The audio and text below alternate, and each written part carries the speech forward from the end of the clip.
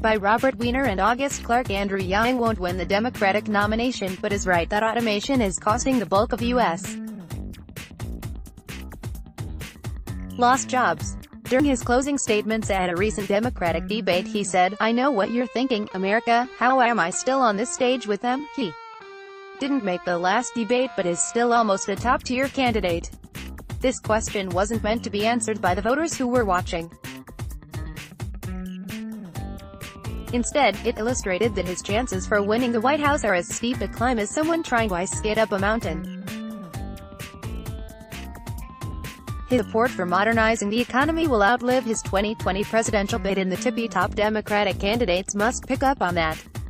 Even with his narrow chance of winning the nomination, Yang has made most of the debate stages and sits at the top of the second tier of candidates. How Donald Trump won in 2016 and why we see a candidate like Yang having powerful ideas for 2020. Both have depended largely on workers' fear of their futures. Yang's campaign is centered around job loss from automation, an issue that no other candidate speaks more loudly about other than Trump. Millions of American workers are left out of an economy that has no quick fix for them. During a speech at the National Press Club on October 21, Yang highlighted this issue to a group of journalists, asking, "How are we going to help millions of Americans manage a transition from an economy of the 20th century to the 21st century?" According to the Financial Times, approximately 5 million manufacturing jobs have been lost since 2000, with automation one of the main factors. The Urban Institute finds that since 2000, manufacturing employment began to plunge. As a result, 88% of factory job losses from 2000 to 2010 was caused by automation. Communities in swing states such as Ohio, Michigan, Pennsylvania, Wisconsin, and Iowa lost 4 million manufacturing jobs, ultimately flipping the states red in 2016.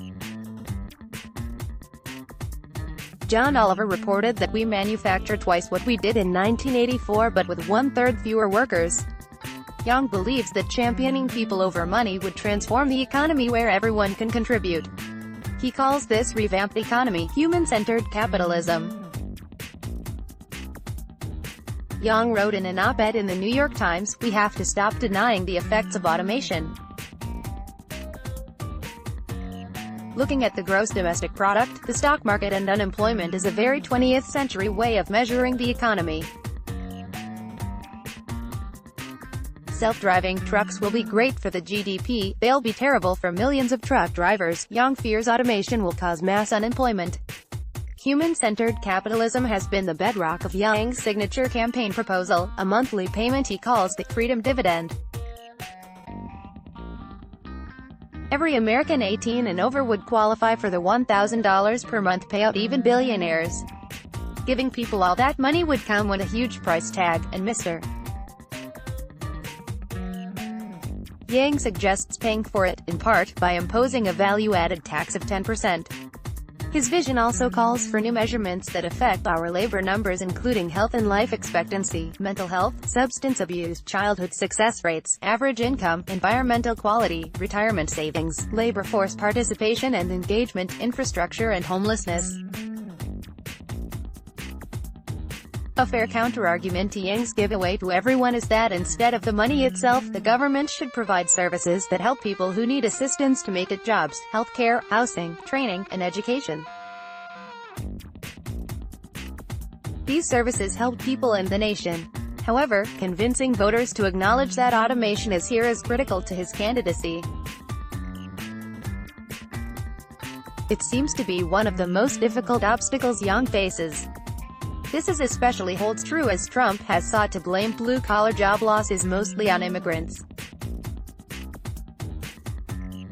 Democrats all over the country won big in the 2018 and 2019 elections by avoiding Trump's political warfare of divisive and racist scapegoating of immigrants and provided real solutions, though different than what Yang has done. He has campaigned for more effective regulations on automation, revitalizing the manufacturing industry, while also renegotiating bad trade deals. This is the main reason why Yang has gotten farther than most have predicted.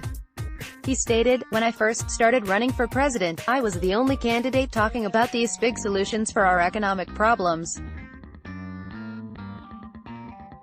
But the Democratic Party is realizing that automation worries many Americans."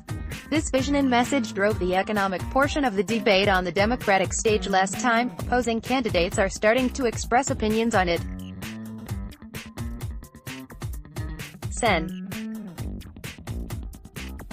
Elizabeth Warren argues that automation can largely be attributed to bad trade deals, while Young suggests automation is the main contributor to job loss in manufacturing. When we asked him at the National Press Club whether Warren is right that trade deals are costing jobs or he is right that it's automation, Young answered, "Any economist who's looked at this says it's both." Then the question is the mix. What is the proportion? Most of the studies I've seen put the main cause as automation to the tune of 70 to 85% of lost manufacturing jobs. His solutions and talking points about job loss from automation shouldn't be unique and idiosyncratic, but among the 2020 Democratic field, they are.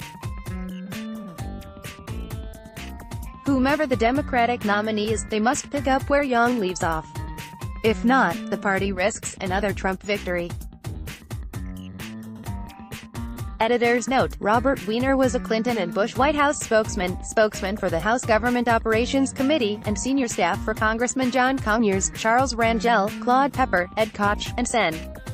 Edward Kennedy. August Clarke is policy and research analyst for Solutions for Change and Robert Weiner Associates. Let's block ads. Why?